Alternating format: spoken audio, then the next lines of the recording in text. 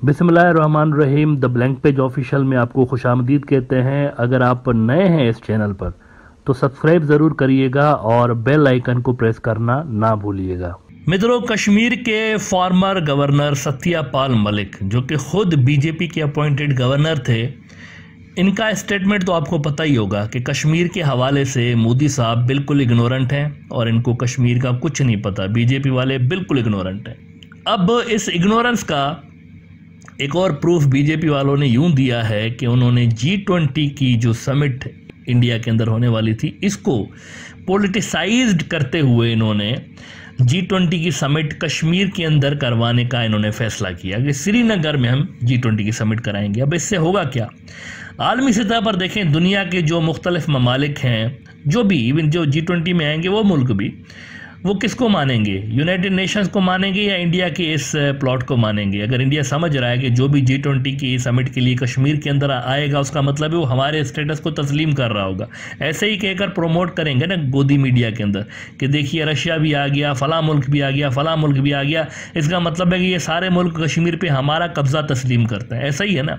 लेकिन असल में जो प्रिंसिपल है वो क्या है? प्रिंसिपल या स्टैंडर्ड कह लें, वो तो यूनाइटेड नेशंस होता है ना। यूनाइटेड नेशंस की जो करारदादें, रेजोल्यूशंस होती हैं, असल तो वो सेट करते हैं ना, तय वो करता है कि एक्चुअल जो पोजीशन है वो क्या है। अब ऐसे तो यरूशलेम के ऊपर भी इजराइल कहता रहता है कि हमारा कब्जा है, तो हमारा ये अटूट अंग है, लेकिन दुनिया तो नहीं मानती ना यरूशलेम को इजराइल का अटूट अंग, या यरूशलेम पे इजराइल के कब्जे को दुनिया तो तस्लीम नहीं करती। वैसे ही इंडिया कहता रहे, मोदी साहब कहते रहे, लेकिन दुनिया तस्लीम नहीं करती। दुनिया उस रिजोल्यूशन को मानती है, यूनाइटेड नेशंस की रिजोल्यूशन, जिसके अंदर वाज़ेह तौर पर कहा गया कि ये एक डिस्प्यूटेड इलाका है जिसका फैसला अभी होना है। नाउ इन्होंने G20 की समिट कश्मीर में कराई कि दुनिया को हम कश्मीर हाईलाइट करके दिखाएंगे। अब वो तो इंडिया का ऑब्जेक्टिव पूरा नहीं हुआ, लेकिन रिसेंट कुछ हफ्तों में ऐसी चीज़ें हुई हैं जिससे कश्मीर की आज़ादी का एक नया पहलू दुनिया के सामने इंडिया ने खुद ही हाईलाइट किया है।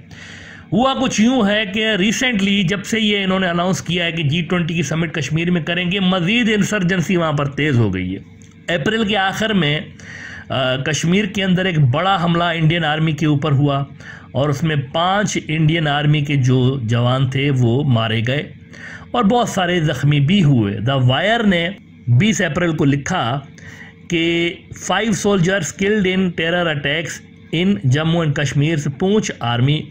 The 5 deceased personnels belonged to the Rashtriya rifles unit.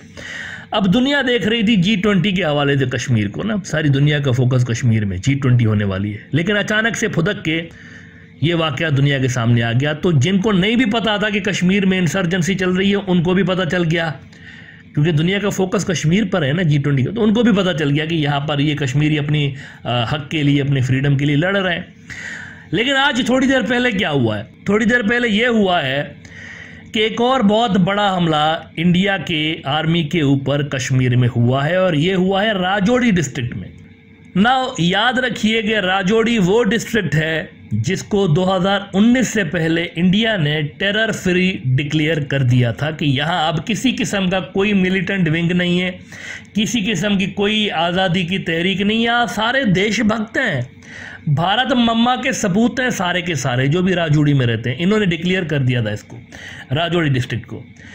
लेकिन 2019 में जो मोदी ने आर्टिकल 370 रिमूव किया कश्मीर पर, तो उसके बाद से एकदम से राजौरी डिस्ट्रिक्ट ऐसा बॉयल हुआ है कि वहाँ आए दिन इंडियन आर्मी के ऊपर अटैक्स होते रहते हैं। आज राजौरी में एक बार फिर 5 इंडियन आर्मी के जो जवान हैं ये मारे गए हैं। इसका मतलब है कि पिछले 2 हफ्तों के अंदर अंदर इंडियन आर्मी के 10 से ज़्यादा जवान मारे गए हैं और कई डजन जो इंडियन आर्मी के जवान हैं वो ज़ख्मी हुए हैं कश्मीर के अंदर। द वायर ने ही खबर लगाई है आज कि 5 soldiers killed during anti terror operation in Jammu and Kashmir Rajouri district.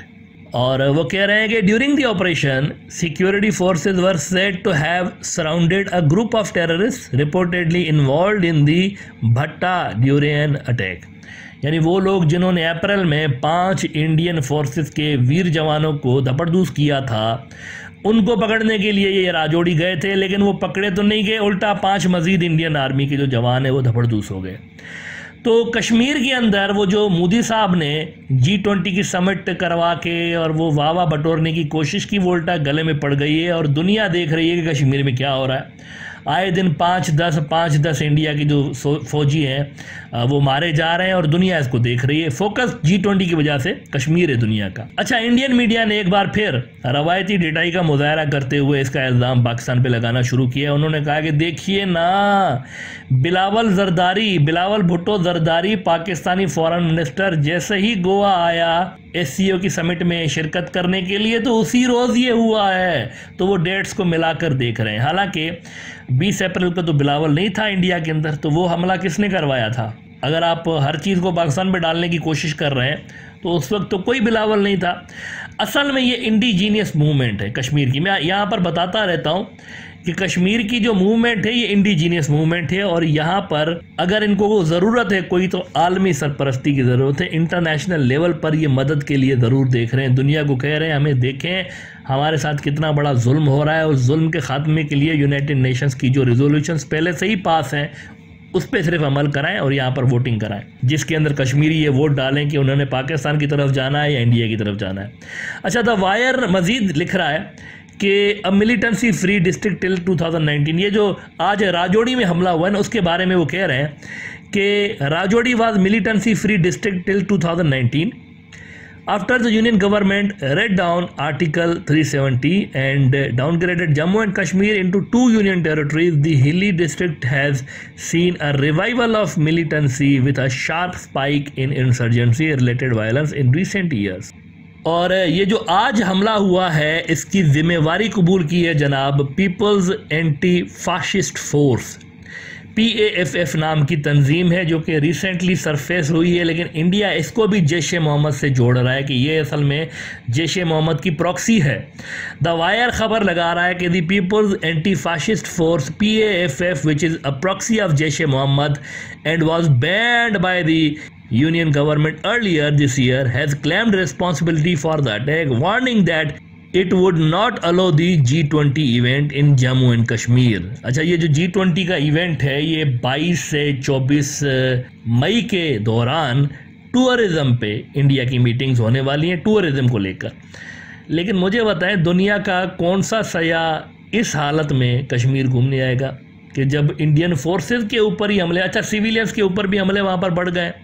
ये भी मैं आपको बता दूँ, सिविलियंस के ऊपर बढ़ने में ये जो हमले बढ़े ना, उसकी एक बड़ी वजह ये भी है कि कुछ जगहों पे हिंदुत्व के जो ठग हैं बाहर से लाकर सेटल किए गए और उन्होंने वहाँ लोकल्स को गाय के नाम पे उनको भी तंग करना शुरू किया, कश्मीरियों को। हालांकि कश्मीर जो है एक डोमिनेंटली मुस्लिम मेजॉरिटी एक इलाका रहा है और यहाँ पर सच कोई गाय खाना और इस तरह का कोई मसला नहीं रहा, लेकिन अब उनको भी तंग किया जा रहा है। रिसेंटली ऐसी वहाँ पर जो है वो वारदातें हुई हैं जहाँ पर ड्राइवर्स को पकड़ के जो कि कैटल लेकर जा रहे थे उनको भी मारा पीटा गया है। तो इस वजह से भी वहाँ पर सिविलियंस के ऊपर भी अटैक्स बढ़ गए।